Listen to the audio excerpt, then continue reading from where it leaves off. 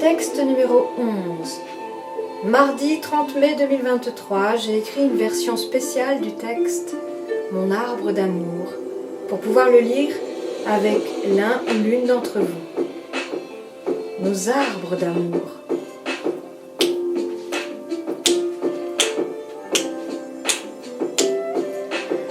Prince Valium et princesse Xanax sont les réconforts des dames et des sires déçus.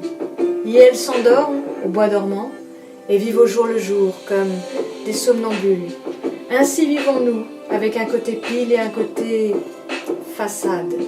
Pour sauver la face, que de produits hypnotiques devons-nous avaler? Encager l'oiseau, s'étourdir de distractions qui en fin de compte n'apportent aucun réconfort.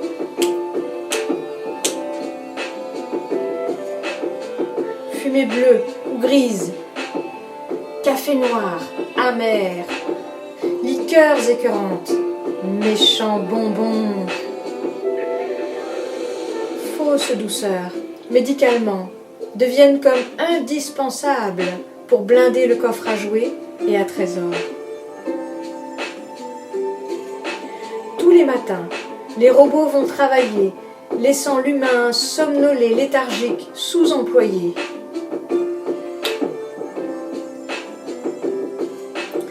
Au chômage est le meilleur de soi.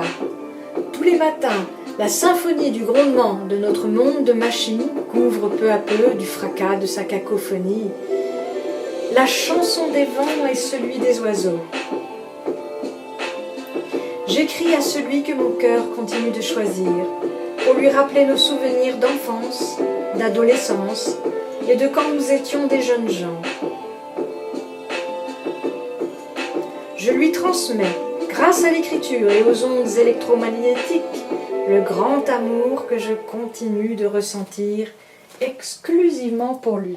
Depuis lundi 27 décembre 2021, je le partage enfin avec lui.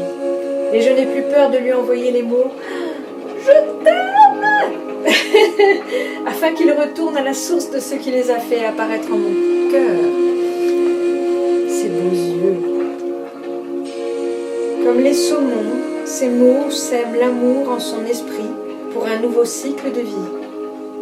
Fasse que la lumière chasse les ombres en celui-ci, comme elle le fait dans le mien, afin que lui aussi découvre en lui-même des facultés profondes de compréhensions apaisantes, une lucidité libératrice.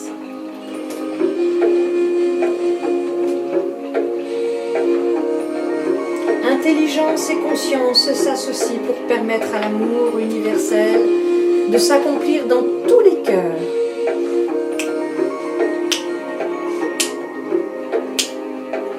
Soyons des résistants contre toute tyrannie qui l'en empêche.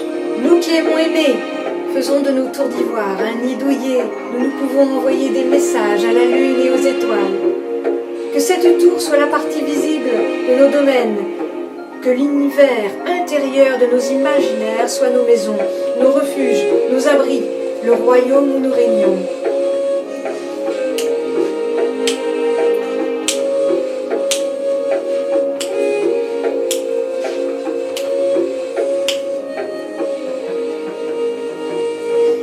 Les enfants ne sont pas des clones de leurs parents. C'est pour cette raison que des réalisations originales les aspirent, au-delà des projections familiales.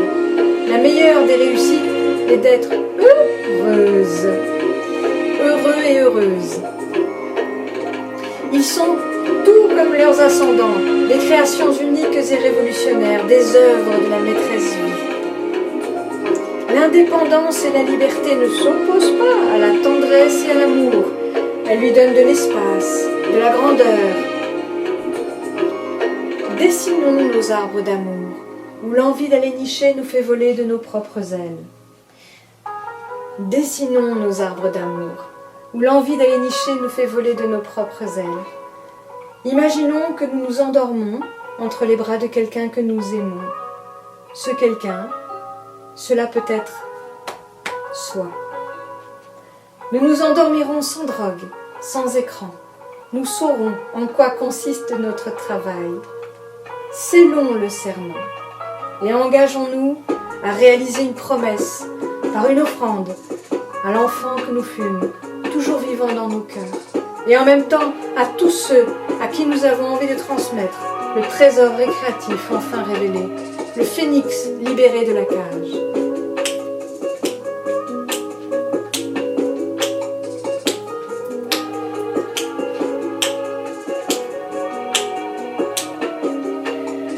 Continuons d'accomplir le trait d'union intergénérationnelle, transmettant la vie à notre tour.